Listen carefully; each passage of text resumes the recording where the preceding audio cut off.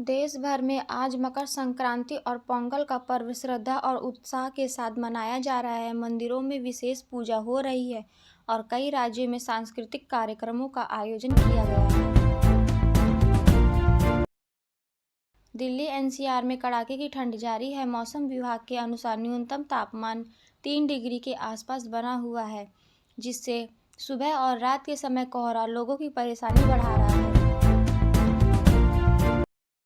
उत्तर भारत के कई राज्यों में घने कोहरे के कारण ट्रेन और फ्लाइट सेवाएं प्रभावित हुई हैं। यात्रियों को लंबी देरी का सामना करना पड़ रहा है और प्रशासन ने सतर्कता बरतने की सलाह दी है।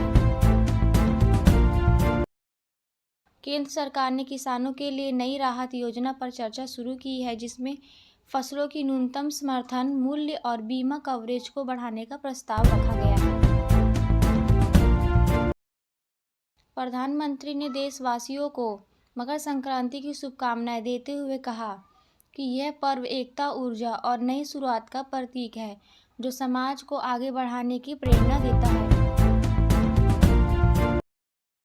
भारतीय रिजर्व बैंक ने संकेत दिए हैं कि महंगाई पर नजर रखते हुए आगामी मौद्रिक नीति में ब्याज दरों को लेकर संतुलित फैसला लिया जाएगा।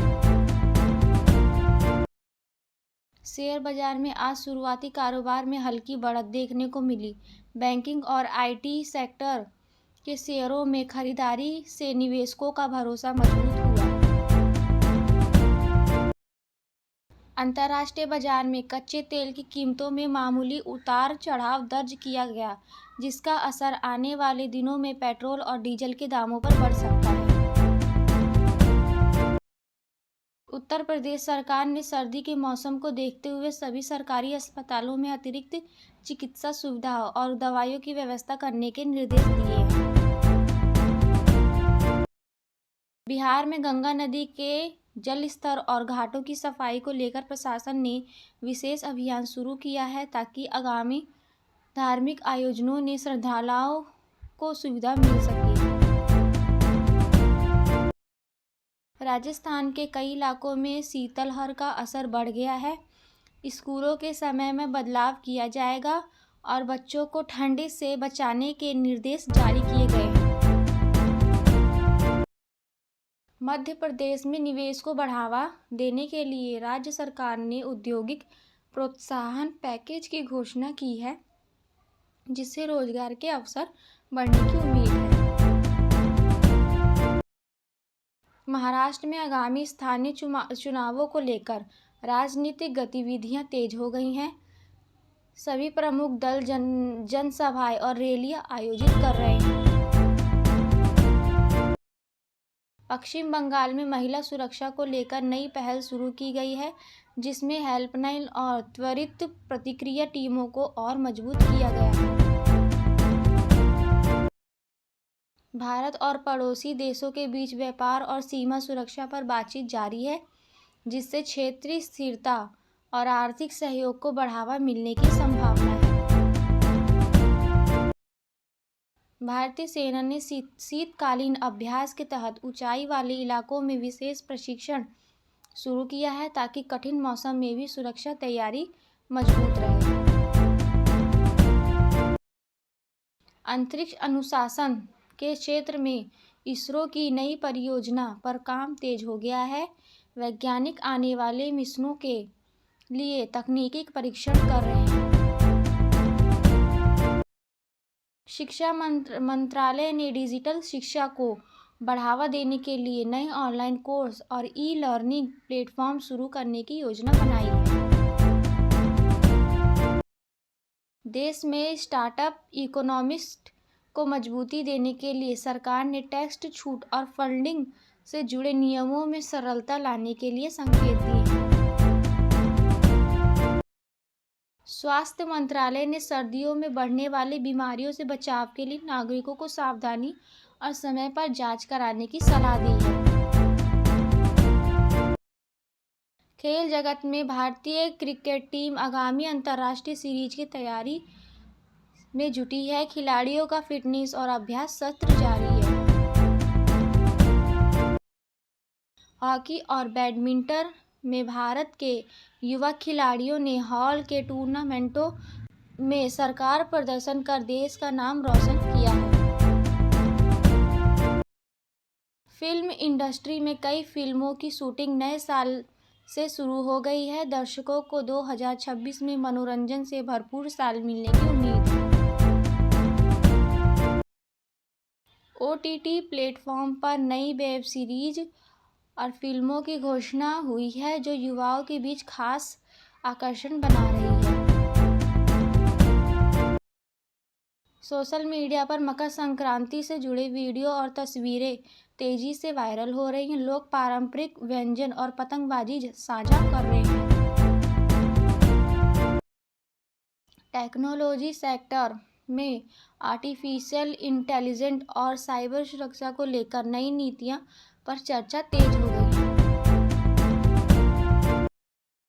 देश के कई शहरों में इलेक्ट्रॉनिक वाहनों को बढ़ावा देने के लिए चार्जिंग स्टेशन नेटवर्क का विस्तार किया जा रहा है।